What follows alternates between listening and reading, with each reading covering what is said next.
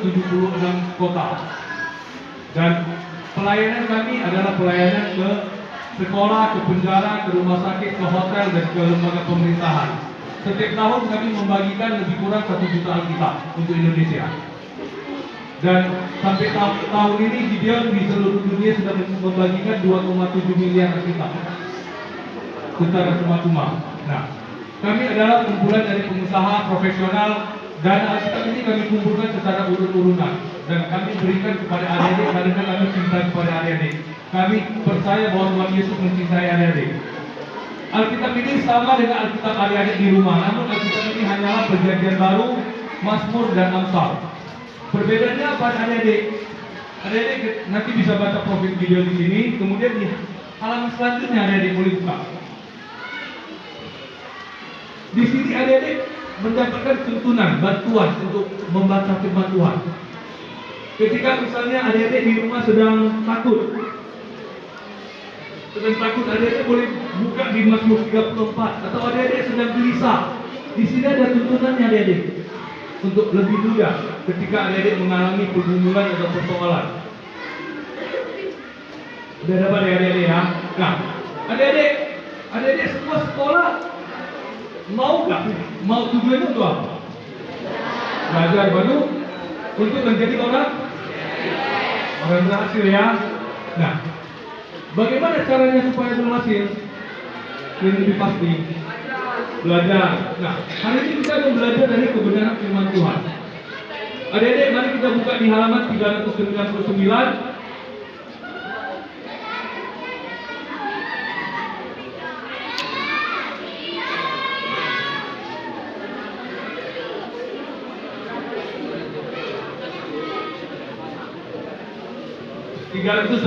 Dapat? Kita hanya baca Mazmur 1 sampai 3 saja. Bisa kan kita baca sama-sama? Udah dapat semua? Udah dapat semua ya, halaman 399. Kita baca bersama Mazmur 1 sampai 3 bersama-sama. Ayo. Berbahagialah orang yang tidak berjalan menurut segala konsekuensi, yang tidak berdiri dalam berdoa, dan tidak duduk dalam kumpulan pencemooh, tetapi yang bersamanya adalah kepada Tuhan, dan yang menerima kepada manusia dan Allah. Dia seperti pohon yang ditanam di tepian air, yang menghasilkan buahnya pada musimnya, dan yang tidak layu daunnya. Apa saja yang diperbuat berhasil. Amin. Adik-adik semua tadi katanya mau berbahagia, mau berhasil.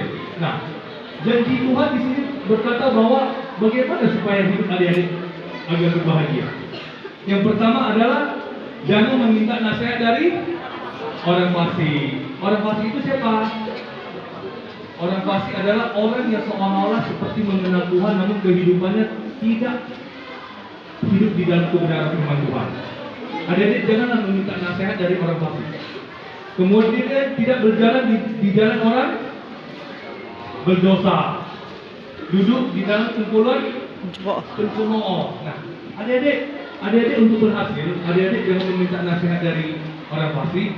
Jangan berjalan di jalan orang berdosa, di jalan yang sama dengan orang-orang berdosa. Kemudian jangan duduk di dalam kumpulan pencemooh. Pencemooh itu adik-adik, ketika adik-adik sudah berdosa, adik-adik malah lebih parah lagi menjadi kumpulan pencemooh. Misalnya, adik-adik mau pergi ke gereja atau mau pergi ke sekolah, ada kumpulan orang-orang yang belum mengenal Tuhan atau orang yang belum mengenal Tuhan.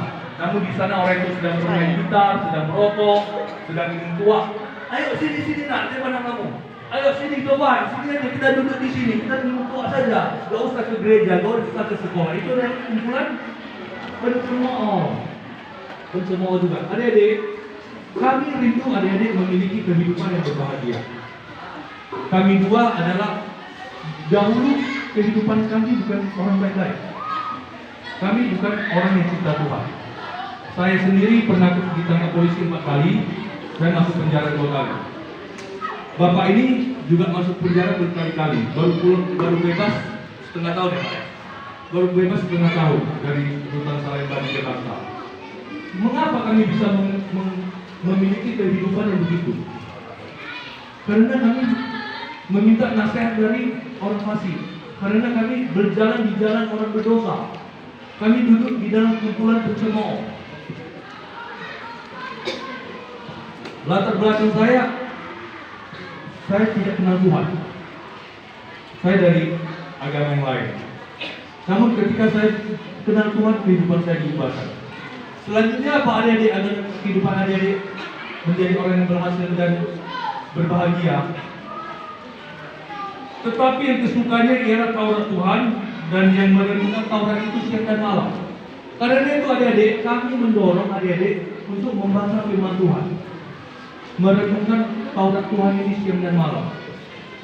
Ketika adik-adik membaca dan merenungkan firman Tuhan, maka yang beruntung bukan saya, yang beruntung bukan Miss, yang beruntung bukan guru-guru di sini. Keuntungannya adalah untuk kehidupan adik-adik sendiri. Yang membuat kehidupan saya berubah adalah ketika saya menemukan satu firman Tuhan. Saya dari SMP pernah dipecat satu sekolah, SMA saya dipecat 3 sekolah. Saya tidak tamat SMA. Karena apa? Karena hidup saya berantakan. Karena saya tidak cinta Tuhan. Karena saya tidak memiliki kebenaran firman Tuhan di dalam kehidupan saya sebelumnya. Saya mendorong adik-adik baca dan renungkan firman Tuhan ini setiap hari. Baca dan renungkan setiap hari. Kenapa Alkitab ini ada yang bilang Alkitab ini kenapa tak lengkap? Dia aduh di rumah saya Alkitab saya lebih cantik, ada perjanjian baru, perjanjian lama. Kami berharap adik-adik hanya minimal bacalah ini sampai habis saja dulu. Renungkanlah firman Tuhan. Di sini ada Mazmur, di sini ada Amsal. Adik-adik bacalah Amsal setiap hari. Agar kehidupan adik-adik mendapatkan kehidupan, ada perubahan di dalam kehidupan adik-adik. Amin. Amin. Bisa ya baca setiap hari ya. Keuntungannya bukan untuk saya, keuntungannya untuk kehidupan adik-adik sendiri. Saya tidak akan mendapatkan keuntungan Rp1.000 pun dari kehidupan adik-adik kalau diubahkan. Guru-guru juga tidak akan mendapatkan apa-apa. Guru-guru mengajarkan adik-adik di sini untuk belajar, untuk datang ke sekolah tepat waktunya, terkadang keras sedikit untuk adik-adik. Keuntungannya bukan sama guru-guru di sini, bukan sekolah. Keuntungannya untuk kehidupan adik-adik sendiri. Disiplin yang didapatkan di sekolah ini akan berguna di masa depan. Yang paling saya sesali sampai hari ini adik-adik, saya tidak tamat SMA. Saya sangat menyesali hal itu. Namun hal itu bisa Tuhan pakai untuk asal saya bertobat, Tuhan bisa memakai ini untuk memuliakan namanya. Saya bisa memakai hidup saya yang hancur, yang babak belur, untuk adik-adik lihat bahwa inilah hidup orang yang tidak kenal Tuhan dahulu. Namun ketika saya berbalik, saya mencari Tuhan, Tuhan bisa memakai kehidupan kami untuk memuliakan namanya. Namun adik-adik jangan belajar dari hidup kami, mahal. Pengalamannya mahal.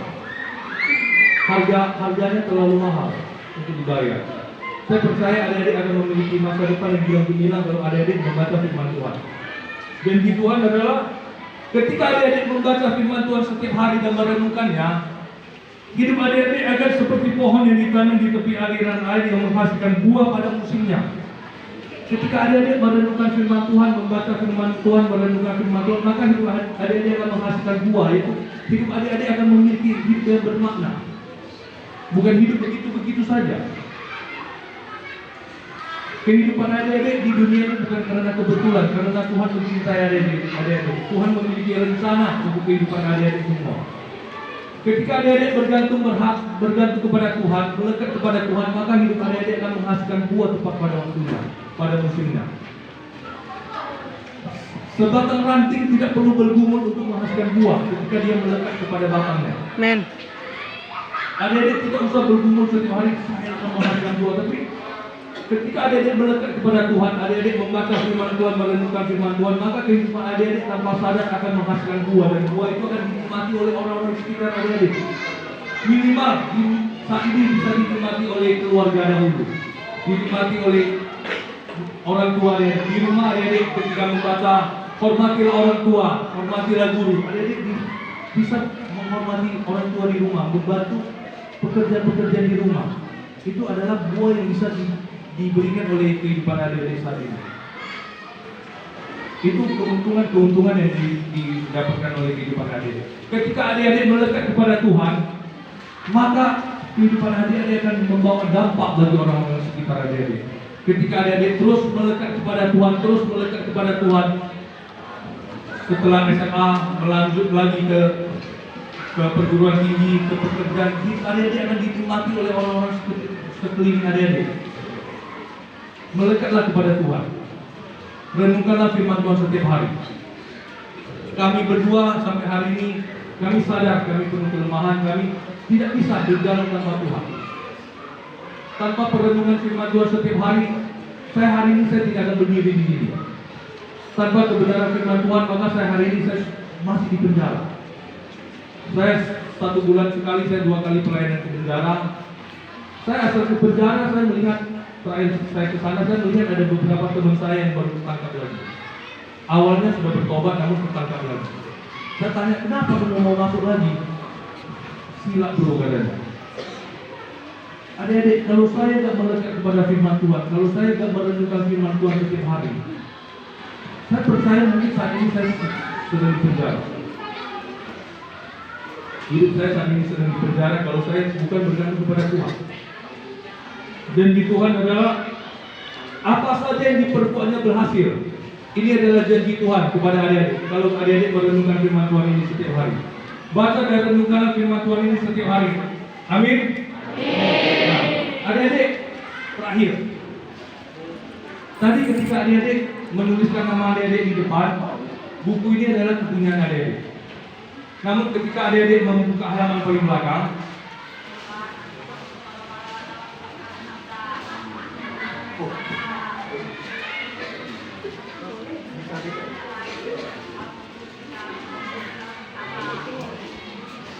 di halaman paling belakang, ketika adik-adik membaca ini dan menuliskan nama adik-adik di sini, maka hidup adik-adik bukanlah kepunyaan adik-adik lagi. Hidup adik-adik adalah kepunyaan Tuhan. Tuhan yang bertanggung jawab atas kehidupan kalian. Amin. Baik, mari kita berdoa. Tuhan, kami